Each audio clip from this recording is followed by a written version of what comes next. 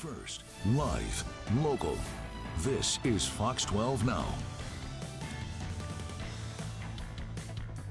Hello everyone, welcome to Fox 12 Now. I'm Greg Nibbler. As always, thank you for joining us. We are live streaming on our social media channels, on our apps, and our website, so I appreciate you being here. And this segment, well, it's a little bit different than some of the other ones that we do. We're talking about a company that's been performing here in Portland for the last month and continuing through this weekend. It is Star Wars-themed burlesque company called The Empire Strips Back.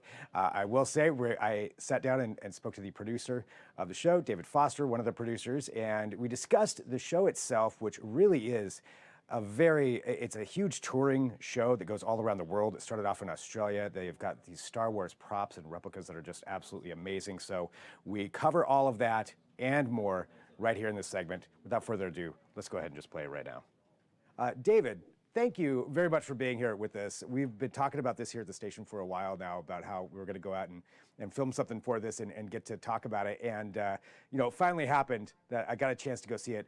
Incredible show. It's a lot of fun, isn't it? The audience goes bonkers for this show. And the crazy thing about the show is they go bonkers on a Wednesday like they do on a Saturday. It's really an amazing audience reaction. Well, it is. I mean, it's comedy. There's incredible production, incredible dancing, all of that stuff kind of all mixed into one to really make it a fun experience. And what I wanted to know, though, is a little bit more about the history of this, because this is really a big production that tours all over the place. Can you tell us how this all started? It is a pretty big production, and it's got a pretty big cast. The cast of 12, which is big for a show like this, and has a lot of costumes and a lot of lighting. So it really delivers a sort of big visual event on stage. The show started in Australia some time back in a tiny bar in Sydney. And this bar would do this sort of stuff, but this was the one that took off. And so they started touring it in Australia and then in the US, but touring it like one night in each city, like a band would tour. And then last year, what we started doing is touring it like a sort of Broadway schedule. We would sit down for a long run in a place, like we're doing in Portland. We're in Portland for 6 weeks. We do 8 shows a week. So we do this sort of Broadway schedule, just elevate the whole thing, and it's just really worked. Yeah, I mean, that's a lot of shows in a single week, and you've been here in Portland for a number of weeks as well. What was it about Portland that made you think this would be a good place to do this for this many nights? Look, ever since we started the show in San Francisco last year, Portland was on the sort of hit list. Just seemed like the perfect combination of a city that has hipness and nerdiness and coolness, all those things. It's exactly what our show is. So sort of the Venn diagram that, as I say, this is an outsider, but our understanding of Portland and what this show is just seemed like a perfect match. Yeah, it certainly does seem like that. Well, let's talk about the show itself. Okay, one question that, and you don't have to answer this if you don't want to, but I'm curious, how do you get away with this? The show's a parody. So as you know, parody in the US it's a freedom of speech subject. Parody is always protected in the US, as it is in many other countries, but not all. So we set out to comment and criticize with our stand-up comedian, with the nature of the dance. It comments on a lot of stuff about the original style. So it's a parody. We're making fun of it. We're commenting and criticizing. At the same time, it's fun. It's silly comedy fun. And that's one of the things I think I like the most about it is it criticizes part of it. It's also, an homage to it in a way, because it's obviously everybody likes Star Wars, but there's plenty of things to poke fun at. It's a loving criticism. Absolutely, right. It is an homage, but there's a lot of things to say about Star Wars, and you can do that in a very loving way. I mean, that's really key to this, is celebrating rather than being negative. Right. Yeah. It's nothing about it seems negative when you're going there and attending this. Something else I wanted to ask about is going to the production side of things. The props in this are incredible. Can you talk to us about the process for that? Yeah, so the props have been developed over a long time. They've been iterated and iterated to become more and more detailed. One of the things about the show is it appeals to everyone. It can appeal to a hardcore Star Wars fan or someone who maybe saw the movie once. But for the hardcore fans, we've developed the props to be to be stuff they can recognize and understand. At the same time, they still have parody elements. So the parody Chewbacca character, for example, looking at a costume, is super detailed. Other props and costumes make fun of the original characters, but they're just really detailed. They're 3D printed, they're carefully painted, and a lot of care, a lot of loving care goes into making these things, and they're expensive. We really, this is where the show comes to life, as well as having amazing dancers, is having all this detail on stage. Yeah, the detail is incredible. You just mentioned, if we could talk about that for a second. So these are 3D printed, a lot of these costumes. Yeah, a lot of them are 3D. A lot of the props are 3D printed, as are a lot of the costumes. So the parody stormtroopers, for example, that sort of stuff. And the 3D printing process just it liberates you in terms of the creativity you can have. Yeah, that's got to have, I mean, I would imagine just from a production role, just increase your ability to be creative on so many different levels when it comes to doing these things.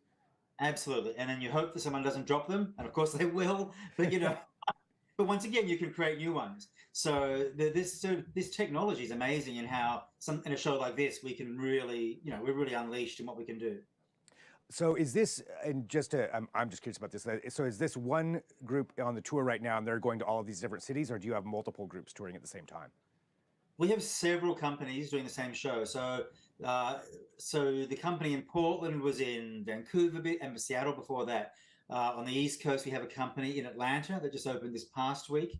And we also have another production in Paris, France, which runs for a few more weeks. So currently we have 3 companies, and we just keep on touring. What would you recommend to somebody who is maybe going into it to see it for the first time, may have been not sure if they're into Star Wars or into burlesque even? What would you say to them for what to expect when they go into an event like this? So when I met my wife a while back, she had never seen Star Wars in her life. I think she was one of the few people in America who hadn't seen Star Wars, right? So she's clearly not a Star Wars fan. She subsequently has seen it once, but she loved it. So this is nothing to do with nerding out. You can do that. That's a whole part of it. But this is something that sort of works for everyone. People who love it, people who don't. It works from the comedy side, and it works from the dance side. So really great dance, funny comedy. So it really is something that works for all audiences, and it's just a fun night out. You go into this to have a fun night of live entertainment. How does it feel for you to just have this response, of so many people all over the place, that now you have multiple companies touring with this? Look, it's super exciting. And like I said before, it's super exciting to have a show where people just go crazy at every performance. Audiences get it. They get that they're there to have a really fun night out. And that's exciting. That's super exciting, how fun it is. Yeah. Well, David, I mean, I want to thank you very much, for joining us here to talk about this too, and to discuss it. Is there anything else that you think people should know about it going into the performance? No, I think we've sort of summed it up, because what we've said is it's really fun. You don't have to know Star Wars. It's a really fun night out. We're running through in Portland just this week. I'm not sure when we'll be back, but we'll certainly be back. We've really loved how Portland has embraced the show. And it's, like I said, it's such a perfect city for the show. So we'll certainly be back in the future. I can definitely say, having attended it, it is a lot of fun. That is 100% accurate on that. Well, David, thank you very much for joining us here today. Really appreciate your time, and congratulations on the success. Thanks. All right, there we go. Obviously, that was my pre-recorded interview there with David Foster, one of the producers of The Empire Strips Back, Star Wars Burlesque. So answered some questions on there. I do think it's really interesting on the tech and the 3D printing side. For myself, I'm a tech person, so I thought that was pretty cool. But, we cover a lot of different things here on Fox 12 Now, and that is one segment. There are lots of other segments, lots of other things that we talk about, whether that's events, issues happening, breaking news stories, everything here on Fox 12 Now. So you can find all of those segments over at KPTV.com, the Fox 12 Oregon website. You can click on the Fox 12 Now tab there, or of course on our apps. Another great way to watch. We have bonus extra content that's even on there that doesn't even make it necessarily to Facebook or YouTube, so another great way to watch. But of course, you can always find those on Facebook and YouTube as well. So thanks for joining us. We're live here every weekday at 1 p.m. Pacific. Tomorrow I'll be talking to the Oregon School for guide dogs. That's what it is. We have so many things happening, even I forget sometimes. We're going to be talking to Intel about a big competition that they're going to be having for kids here over the weekend, a robotics competition. We'll have the Fox 12 Oregon Weather Podcast Video Edition. And if there's any breaking news, we'll always have that as well, anytime between 1 p.m. and 4 p.m. outside of our other newscasts. But that's it for today, unless some breaking news happens. Thanks for tuning in. I'm Greg Nibbler. Send me an email, fox12now@kptv.com, if you have an idea for a segment or maybe a deeper dive on a story that you've seen on the news. Maybe we can get the reporter on and talk about it more. Whatever that is, send me an email, fox12now@kptv.com. Signing off, I'm Greg Nibbler. This is Fox 12 Now.